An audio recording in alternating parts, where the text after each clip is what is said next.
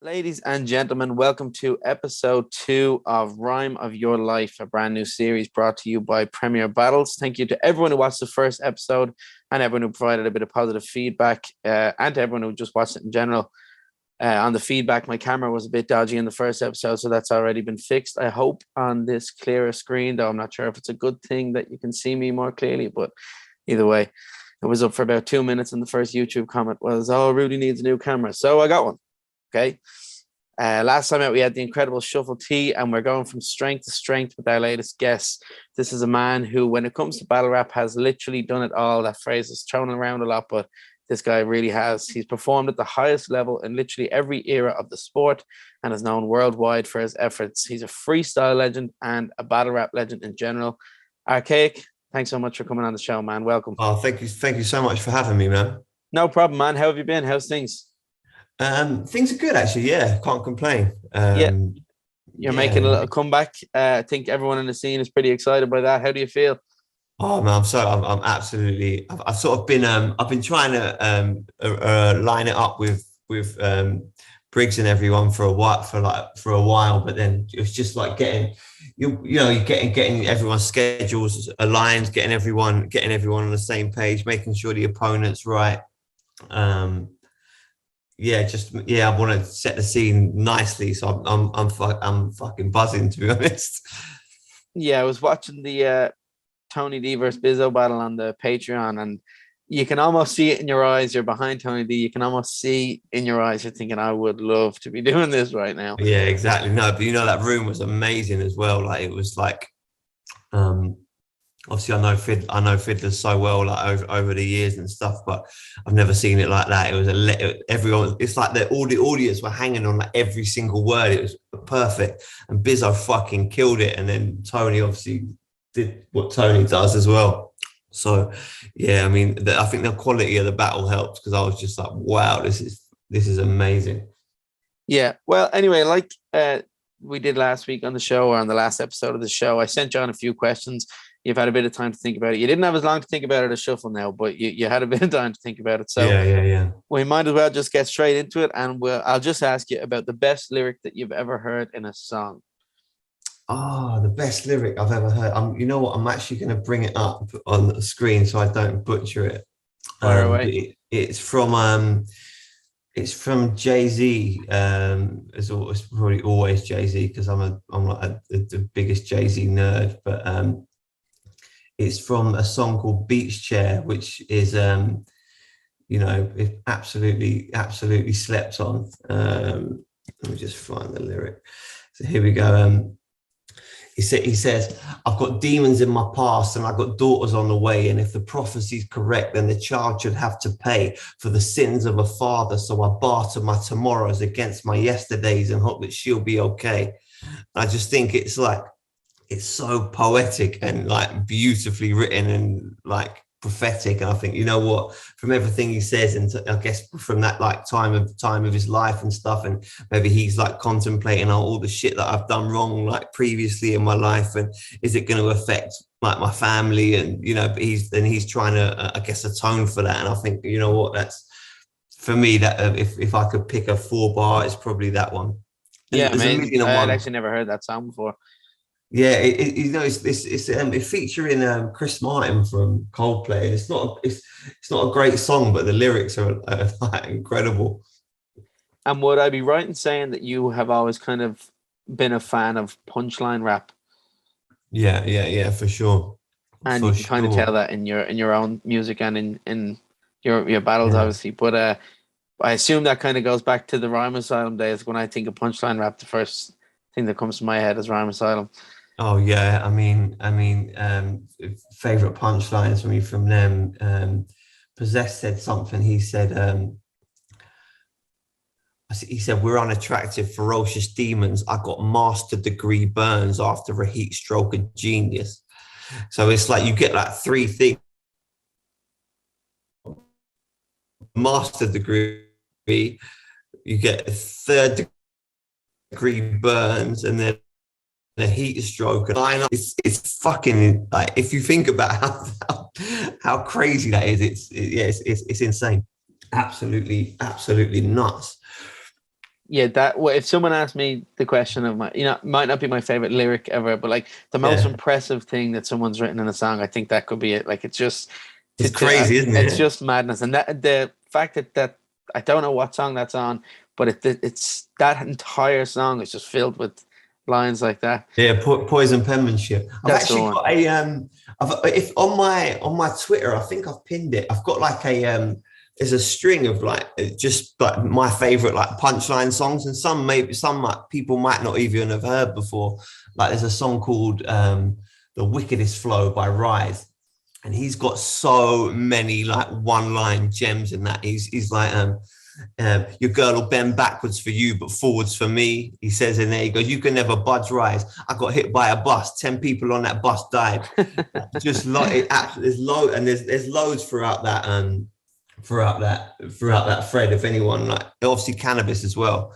Cannabis. I grew up listening to Cannabis and like just nerding out over like my sperm will scramble the eggs in a woman's ovaries, shit like that gets you like I fucking geek out on it, man. And just for the people watching who don't know, how close were your ties with Rhyme Asylum at one point? Yeah, close, man. Still close. Yeah, super close. I mean, it came from back in when we first started doing the street battles back in like 2006, so quite a long time ago. I know. And we used to, back in the day, we used to go. They used to do, I think it was like every Thursday or something. There would be like a street battle somewhere. So there was a circuit of like me, maybe like Mike Assassin. Mike Assassin was my first battle. Stig, a guy called English. And What's His Face, right? And What's His Face was always a really Rain. He was always like super close with the Rhyme Asylum lads. So every time he battled, all like the Rhyme Asylum guys would come along, and then it was sort of like how a battle rap event is, But we used to gather anywhere, like maybe it was like Leicester Square or Carnaby Street or wherever that was, and then we'd all sort of hang out after and shit like that. So. Yeah, kind of got close with the boys after that, and especially during the 2006 WRCs, which was fucking awful. Yeah, from then it sort of like got closer, and then Skirmish is probably my best friends from Rhyme Asylum. So we're super close.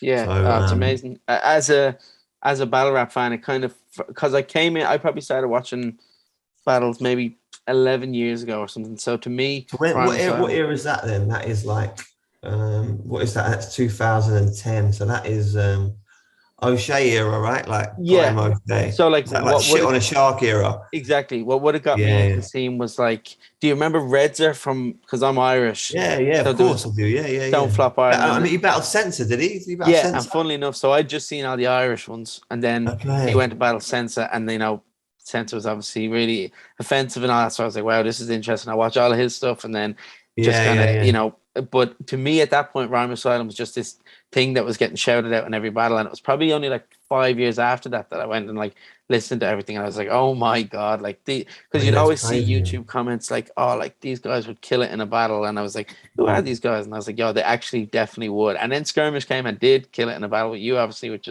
must have been so satisfying for you, especially as his friend. Oh yeah, for sure. I did it. I had the pleasure of doing a 2-on-2 with him, so that was like, that was amazing.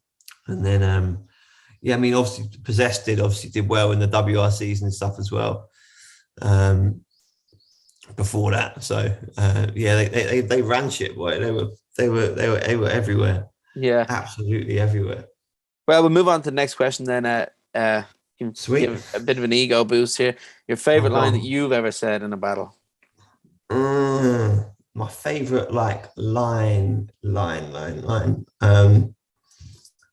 I guess I've got a few like one-liners and a few that maybe like meant more to me than maybe to other people.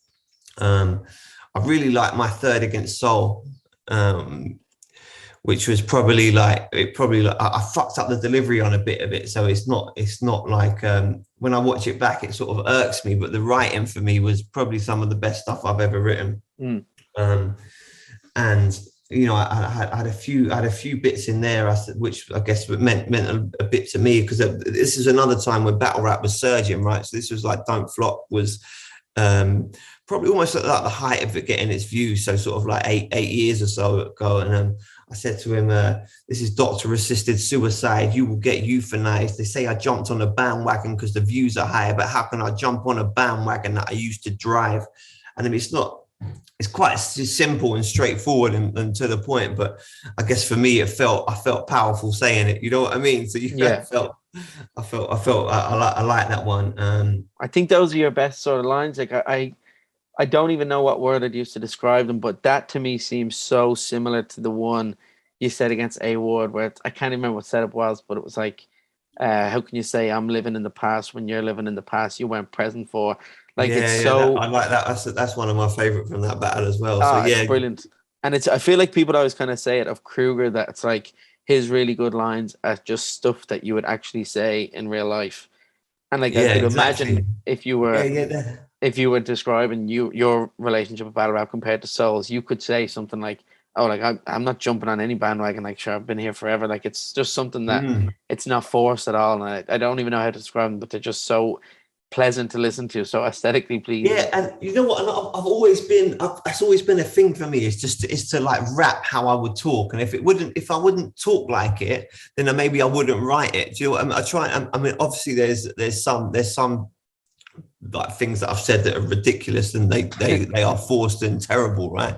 But as a whole, as a rule of thumb, I try to make it feel as natural as possible, and yeah, just sort of be regular language that I would use in real life as well. And I think it's always good when you can say something that the other person can't say. Do you know what I mean? Like Soul couldn't say that to me, or anyone, you know. When someone says something, you know, I'm better than you because of X, Y, Z. That's another line I like that I said to Bender. I said, rest in peace to Bender, but I said, you're so formulaic when you set up rhymes, just like X plus Y equals your best punchline. And it was just sort of like just the way it all rhymed together, and it was it was good. I like that one. Brilliant. I like that one. And I've kind of heard in the past that you find it really easy to write and to memorize and stuff. Like, do you think, because you're coming back now after quite a long time out of the ring, do you think it'll still come as naturally to you, or do you think there might be a bit of a, like, are you going to alter your approach because it's been so long? I maybe alter my approach just because I'm older, right? So I'm older and I've evolved, and which I think is probably an advantage for me in this battle, because you know, no one knows what I'm gonna do. Do you know what I mean? It's like me from 3 years ago, or whenever I last battled Dialect is not the same. I'm not the same person I was then, right? So my mindset is slightly different. Writing wise, it's all good. So I've obviously started writing and stuff already, and it's all good. Yeah. And What do you think of Moke in general?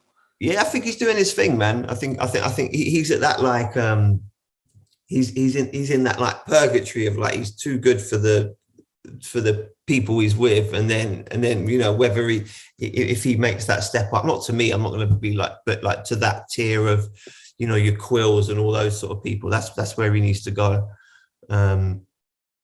And I'm gonna do everything I can to stop him, but no, look, you know what? I spoke to him. I've never met him before, but I spoke to him at the plug, and he seems like a cool guy.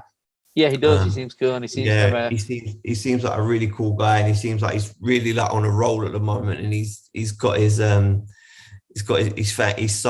of like not found his voice, but found his rhythm within. You know, sometimes you just get on a roll, and he's in that spot now. So yeah, I think he's good, and that's why I wanted to battle someone that was good rather than I could have just sort of taken anyone, right? But I wanted to feel like I needed to push myself as well.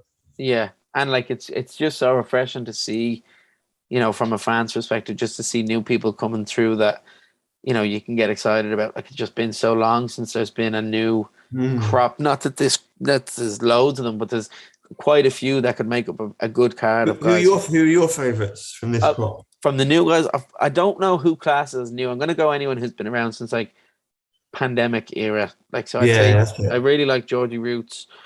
I really like Moke. There's two guys from Ireland. There's one guy called Red Wolf. I don't know if you've seen any of him. I haven't seen Rev. I've seen Visual. I like. Oh yeah, I really like Visual as well. I And saw him. I was there for him versus Frankie. He fucking smashed it, man. yeah, he's really good, and he's kind of he takes it really seriously, and he appreciates it and all that sort of stuff, He's fucking dope, man. which is good to see. But yeah, you'd probably like that guy Red Wolf as well. He's kind of like Okay, yeah. Let me check him out. he's I think he was born and raised in Florida and then moved to Ireland at a certain age, so he's got like an American accent and very like disaster influence, very kind of old school type battler, but really really good writing. So yeah, maybe you Sick. could check him out. Yeah, Anyway, well, have you any other lines that are standouts to you before we move on to the next question? I mean, quite a few. I said something to Tally. I said, what did I say to Tally? It was, I don't care if you're 6'5". I don't care if you're 6'5" or you're 5 foot tall, because these body bags that I bring are one size fits all. And it's just one of those ones that is like, it's nothing really to it. It's just a bit like you feel good saying it. It's Yeah, not like the most cleverest thing in the world, but I like those sort of ones. Yeah, I was in, where was that? Bricks and Jam for that one, and I think that's probably might be a best ever performance. That and the A-War battle, I think, are your two strongest showings. They're my two quite recent ones, so maybe hopefully we're trending in that direction. Definitely, yeah. Well, I think that about the Tally battle as well, because some battles I hate when I like shout too much, and it makes it hard for me to even watch back. So I think that Tally one I didn't really shout, and it was quite relaxed, and I hope that's what it was good.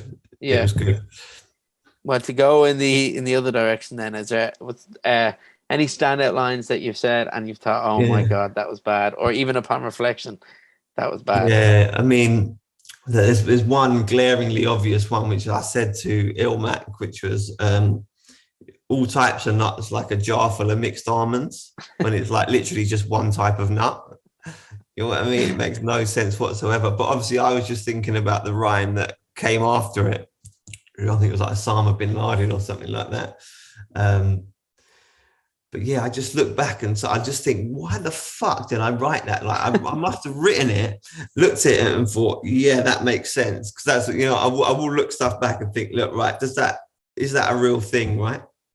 And I must have looked at it back and then been like, yeah, that makes sense. There's mixed almonds, but there's literally no such thing whatsoever.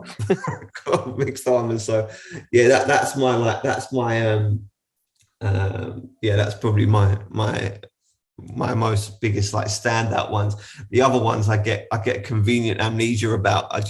They go in a box and are to be forgotten about forever. And just, you know, because you came from like the freestyle era and stuff, do you kind of take a more laid back approach to say other people's bad bars? Because, like, you know, you came from an era where like the setup could have been a bit questionable if the punchline delivered. Like, so do you kind of still appreciate? I think it goes the opposite, absolutely the polar opposite, because of that. Exactly. I used to think I wouldn't even freestyle that shit, and you've sat there and you've written it, and it makes no sense whatsoever. And you've like changed the way a word is spelt to like force the punchline or to force the setup, or it sounds so unnatural and awkward. And I'm thinking, you just wrote that, like you sat there and thought this is acceptable for me to say out loud, and you've gone there and you've said it out loud 20, 30, 40, 50 times while you were practicing and still thought it was acceptable. It's not like something you randomly just like sat there and thought of and was like, oh yeah, you know, I just fuck it, whatever rhymes with whatever you can think of, you know. Yeah, no, I think it probably goes the other way. I think it's fucking terrible. And do you still kind of feel like you have the same freestyle? Well, probably not the same, because you know you used to do it so often, but do you still have a freestyle ability that you might bring into the ring with you? I don't know. I think it just maybe like a 2 or 3 rebuttals, maybe. But yeah, I'm not going to try and force anything. I don't think. I definitely have not got the same freestyle ability that I had in sort of like 2007, 2008. Like nowhere near. Yeah, because I used to do it for hours a day, right? it's sort of, it was more like muscle. I guess there is still muscle memory there, but when you're doing something for so long, you've almost got a catalog of this rhymes with this rhymes with this, and then all you're thinking of is the internals and the punchline.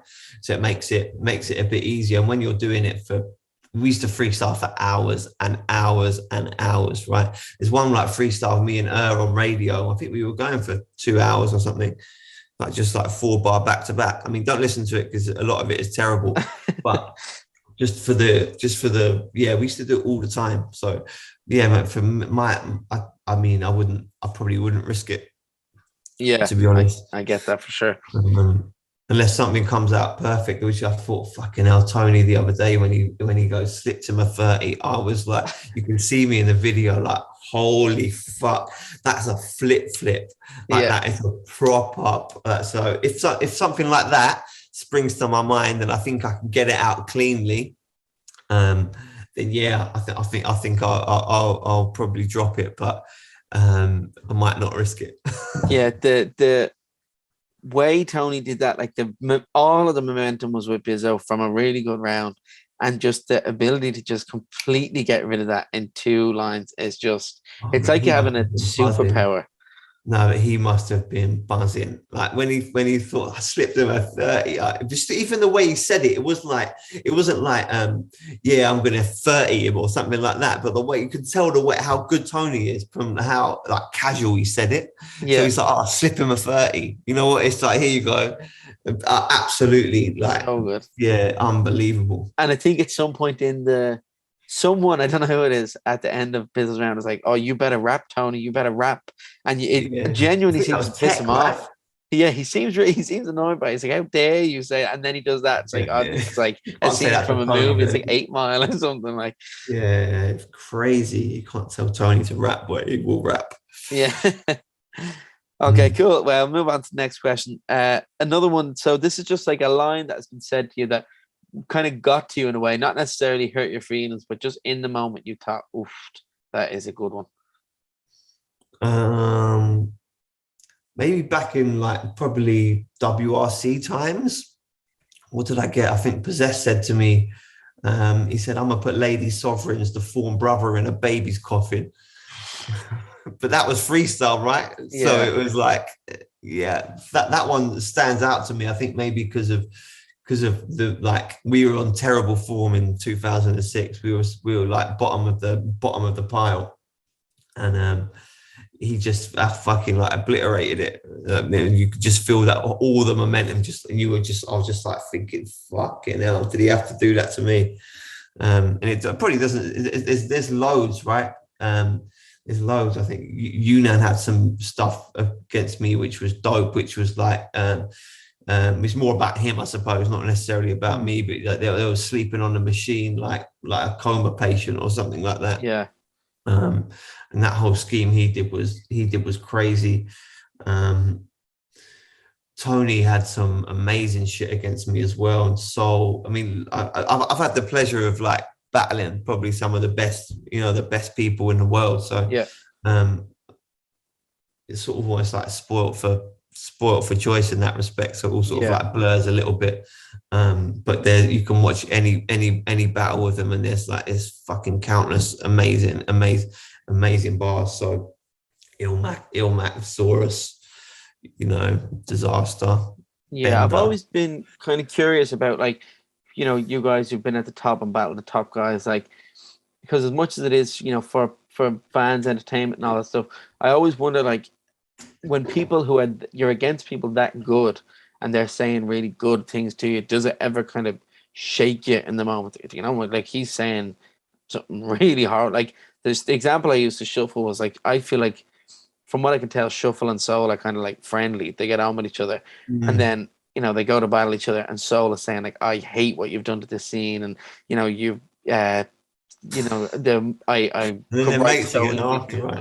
yeah, and then you become friends again after. But I always just wondered, do you ever hear someone say something you're like, God, that's hard to hear. Like I wish he didn't say that about me.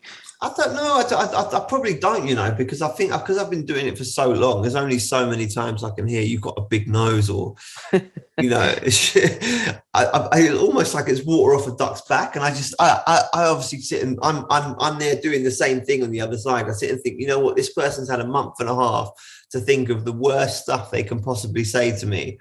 And this is it. So you sort of think, oh, you know, yeah, fair play. And you can't, I don't think you can get offended. Do you know what I mean? I don't think you can, I don't think you can really get offended. What there's certain things would piss me off, maybe that I not that I'm taking like a moral high ground or anything, but as a rule of thumb, I'll probably, if I'm friendly with someone, I would make a point of not bringing up stuff that I know. I would only bring something up that's in the public realm, whether it's on their Twitter or someone else has brought it up in a battle. I would make a point of me not being the person that brings that to light, and with the exceptions of like something stupid like, you know, Yunnan baking a cake or something like that. You know what I mean? Because I think that's funny and almost like harmless, but. So there's a few things that I would maybe that I personally steer from, because I don't want that energy like for me. So I wouldn't want to bring something up about a relative that's passed or anything like that, because I think that's out of order, or maybe try not to bring up stuff that affects people outside of the battle. So, you know, I guess the most obvious one is like Caustic and Jeff, right? You know, that's changed. You know, you've said something that changed the course of not the person you're battling's life, but other people out of it, right? For better or for worse, or, you know, and I don't think that's right, you know, because that person doesn't want any part of it. You know, if I go in there, you know, say whatever you want to me, don't give a shit, it's fine. We'll be mates after. You can say your worst. I'm looking forward to hearing it. I'm going to say my worst to you. But yeah, try not to maybe affect other people outside of the battle. So, but I can't, you know, there's a few examples I probably wouldn't want to like rehash or whatever that Disaster said to me back in the day that I didn't really like. So that, yeah, I mean, that things like that. But other than that, not for me personally, I don't really get offended, man. I know I'm my own worst critic. I can tell. I know. I have to say, I completely agree. Like, I feel like if you signed up to do a battle, I think you're kind of almost saying, well, you can say whatever you want to me, but like your girlfriend or your dad hasn't signed up to do a battle. So exactly. They really should be left out of. And just on the subject of kind of like a moral compass or whatever, it's fairly safe to say that like since your first battle, even since your last battle, a culture has changed and society has changed quite a bit in terms of crazy. Except like then it must be so interesting to think about some of the things you said in 06 or even 2016. Things are so different. Whereas, like, do you almost feel like it's going to be, will you find it a struggle to not go down certain routes or to avoid using certain words, or, you know, do you feel an obligation to avoid using certain words, or what's your kind of standpoint? For sure. I mean, I wouldn't. There's words obviously you wouldn't say. There's words you would never say, even back then, right? But even you know, for I guess just racist or homophobic stuff, you just wouldn't really go near, right? That's that.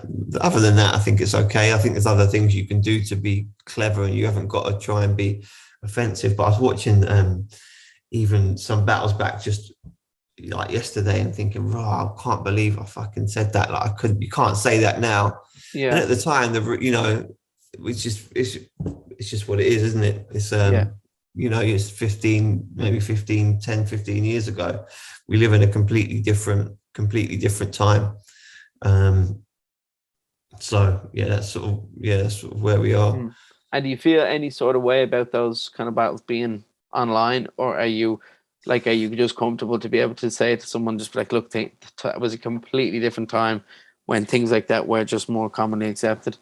You sound like the old racist guy. Do you know what I mean? When you say stuff like that, you feel like, oh, things were different in my day. But I guess, I mean, I'd rather it depends if someone from my professional life saw it, do you know what I mean? It might look bad and be taken out of context, and you've used this word, and you've said this about someone, but I think you have to take it in. It has to be taken in context of where you are, the situation you're in, a rap battle. You are trying to offend the other person. You are trying to say stuff that's offensive. They're trying to say stuff that's offending you, and your friends after. It's not meant with any like malice. It's just meant as a line. So yeah, I mean, other than that, I think, yeah, I mean, definitely would not, some certain things I wouldn't say now, obviously. I don't think anyone would, right? Yeah, exactly. Like, you almost wonder how like certain guys would even fare in this. Like, Sensor, who I really, really liked, he was amazing. But like, I'd say you couldn't release any of his battles now without massive backlash. Like, he was just so offensive. Yeah. But I think you have to have more tactics than just like being offensive, right? You can't. It's really easy just to think of the most offensive, shock value, the most shocking thing you can say. Just say that, and which there's loads of examples of. But yeah, I mean, I think you just have to be a bit better. Yeah, we'll have to do better. Very interesting way of looking at it. Moving on anyway to. We will finish on a high, and this is another negative question. We will finish on a positive note. But the worst you felt throughout your battle rap career? In what sense? So I kind of mean, like, has there ever been a moment that you felt low thanks to battle rap, like a loss that has kind of really affected you, or even just a performance that has affected you, or kind of a run that you were like, oh, this is I'm not enjoying this anymore, that just kind of got you down a bit? I think maybe like 2006, the WRCs was bad. I know it's a long time ago, but I was on a high on like the street battle things at the time. So we were killing all the street battles, like the one-on-one freestyle ones. If you watch them back now, they're terrible, by the way. But again, in context of the time, we were literally turning up, seeing that person for the first time, and making shit up as you went along. And then yeah, I mean, just in that room, we were me and Coolers were so bad. We were like smoking and getting high all day and shit like that, and just not taking it seriously. And then yeah, I just felt I felt pretty almost like demoralized after that, and that's, I guess, wanted to come back. That's what made me want to come back and try a bit harder. So that's probably the worst I've felt in terms of like performance or whatever. In terms of battle rap as a whole, no, not really. I don't. I battled Dirtbag Dan and didn't write a bar. I felt pretty shitty about that. Like he'd sort of like flown all the way over to the other side of the world to battle me, and I've just turned up and freestyled badly. And did that kind of come from just feeling like you could do it because you'd done it before? I think I was just busy and and my ego was probably different. Much, I was much younger. Like my ego was thinking, oh fuck that, I don't need to write. I'm fucking, you know what I mean? And it was the wrong approach. It was disrespectful. And yeah, I think that's probably what I probably would have. I wish I sort of made more effort with that one, because that was an opportunity I could have done quite well in. And do you find, kind of, since you're one of the few battlers who ever had like actual stakes, like real financial stakes, things on the line from the tournaments back in the day, do you find kind of the stuff you've done since, if you take a loss, are you kind of like, well, look, there was that. We lost again. Actually, yeah, now you say it, we did lose. We should have beat Frankie Waps and Jay's Juice probably in 2007, and there was like 50k on the line, yeah, or whatever it was. And I think we probably got robbed a little bit of that from that win. And then that was a crazy time, that was a mad time. So we were the opposite of 2006, where we were sort of like underprepared. We were like prepared. like for any and every eventuality, with books of rhymes and like everything ready to go, right? And yeah, we battled Frankie Waps and Jace Juice, beat them. It was like, imagine doing a 2-on-2s back to back. Like, it's a lot of stuff. Like, people can't even do 1 2-on-2 now within two 2-on-2s within 2 months.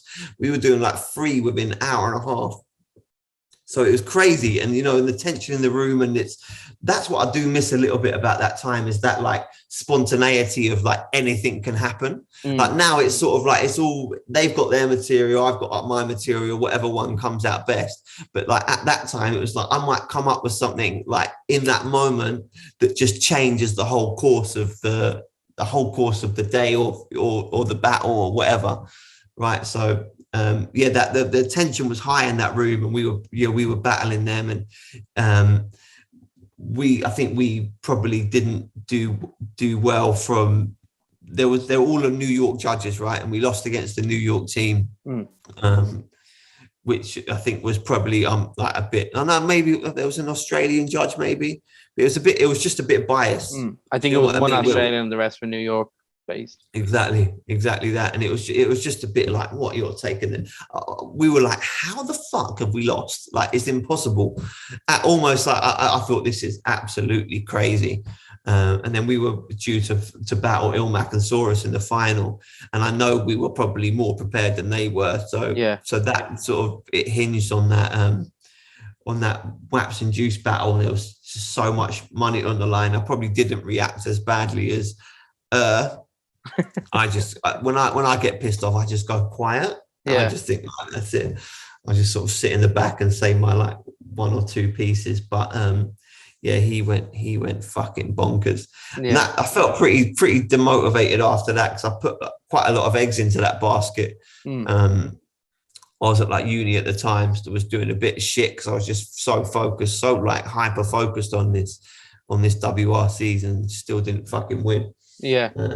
And I just kind of feel like that once you went through that so early, it must have put the other stuff into perspective. Like, you know, a loss to Tony, let's say, for example, might have felt a bit upsetting, but like compared to potentially missing out on 50 grand, it must have been like, oh, well, yeah, because that's life changing, right? Yeah, like, you know, and it's just so unheard of. And nowadays, like it would just, no one from the UK, mate, like obviously Professor Green and stuff have gone on to do that. Yeah, amazing. But like from rap, that would be, from battle rap even, that would be the biggest purse anyone would have ever gotten. Like, yeah, exactly. It's correct. But King of the Dot are doing it, right? They've got some pretty big.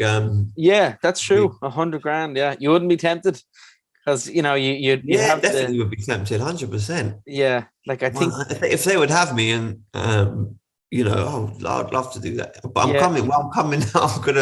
I'm gonna give it a go now. Yeah, so, like that would just suit you down to the ground, because, like you say, because of your experience, you've got the ability of the quick turnarounds and all that sort of stuff that a lot of the newer guys aren't really used to.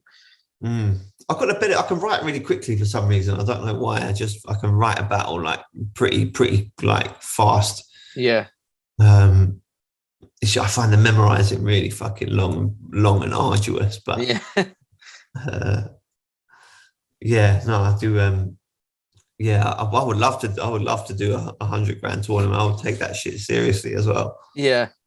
Yeah. Well, I would. You'd imagine there'd be some sort of UK branch, you know, in the near future. Like I believe the King of the Dalton was a complete success. So you never know. It would be amazing to see. Yeah, maybe I'll throw my hat in the ring if they would have me. I would love to go out there and do that. But I'm certain they would. Yeah. Well, we'll end on a high note then. After that, the best moment of your battle rap career. The best moment of probably winning the UK 2007 tournament. Yeah. Yeah, that was dope. That was absolutely, it was sick. So obviously we won. Maybe scraped it a little bit against G-Dash and George, and that again, like saying, that room was crazy. You know, that like we were all in this sort of like basement, battling each other, and you know, you have to battle the same person twice back to back, and you know, you do 8 2-on-2s in a day, and you sort of have to freestyle quite a lot of flips. Again, there's a lot of like spontaneous shit. Do you know what I mean? That people can, but winning that, I think, because of the, like, I guess it feels like a football match, or like I guess like a final of a, you have to perform on the day. It doesn't really matter what prep you've done beforehand. Well, it does matter. You want to go in as prepared as possible, but on the day, like, little moments could change the course of everything. I guess the high you felt after that was buzzing, and then we were then getting whisked around all like the one extras, Radio 1s, doing freestyles, Kiss FM, going everywhere, then being flown out to the States. And at such a young age, like 21 or something like that. It's ridiculous. Yeah, it's crazy. It must just felt mental. Like, did you feel like celebrities at that point? Yeah, well, listen, when we arrived in New York, Jump Off took like the best care of us, man. Like we flew out, got off the plane.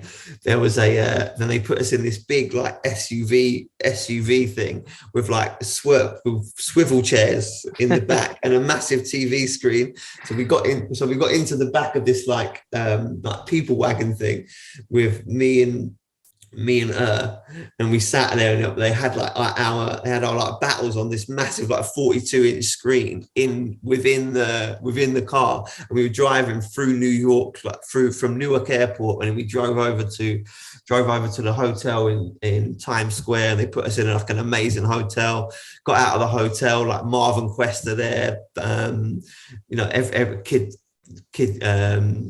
Marvin Quest were there, Kid Twist, 360 from 360 and Anecdote from the States, Frankie Waps and Juice, everyone just in this like hotel together, and you felt like this like elite group. Yeah, right? It was that have been flown from all different parts of the world. I guess that felt amazing, followed by a rapid decline after that. But it was I guess that moment, like building up to that and being in the room, maybe like winning the first round, and then going on and doing well in the second round as well. That for me is like you can't really beat that.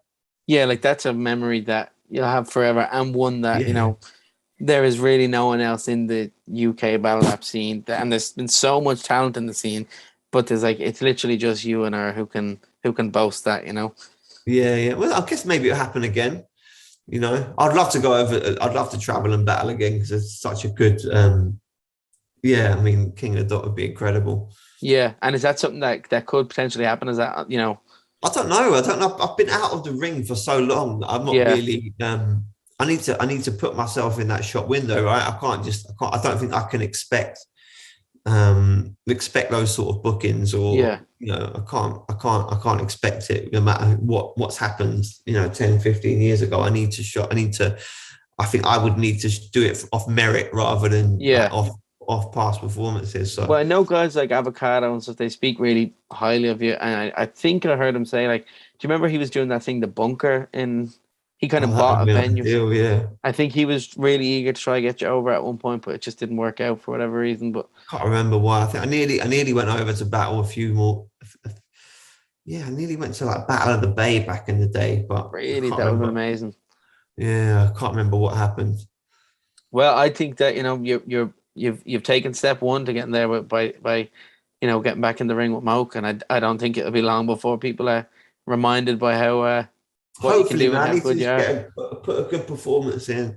Just do my best. That's all. Okay, cool. Well, I'm happy to leave it there if you are, Zennes. Man. Thank you so much for having me. It's been an absolute pleasure. No problem. Thanks, Mil, for coming on. I knew you'd be a fascinating guest. I'm such a big fan, so I was happy I would have happily just not recorded this and just had an hour-long conversation with you about battle rap. But well, anytime, man. I'm always here. Thank you so much for doing it so early in the morning as well. Oh yeah, no, I know the battle rap world likes to wake up at 11 o'clock, but I'm up at like 6. So oh yeah, no, suits me. Well, I'll leave it there. I'll stop the recording there.